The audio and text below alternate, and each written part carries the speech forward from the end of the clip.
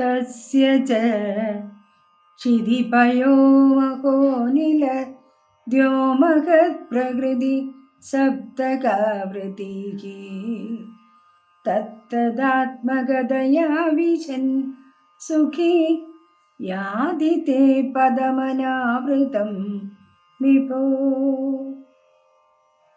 4-ാം ദശകത്തിലെ 14-ാമത്തെ ശ്ലോകമാണിത്.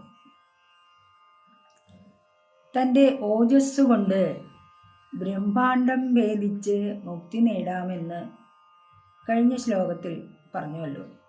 ഇവിടെ ബ്രഹ്മാണ്ട ഭേദനം എങ്ങനെയാണ് നടക്കുന്നതെന്നാണ് വിവരിക്കുന്നത്.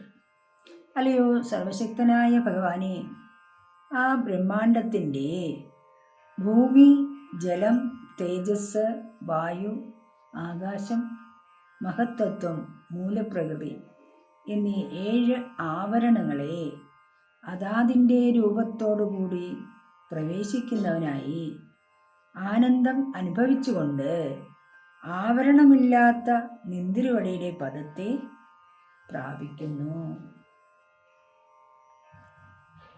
തസ്യ ച ക്ഷിതിപയോ മഹോനില ദ്യോമഹത് പ്രകൃതി സപ്തകാവൃതിഃ തത്തദാത്മഗതയാ വിശൻ സുഖി യാതി തേ പദമനാവൃതം വിഭോ.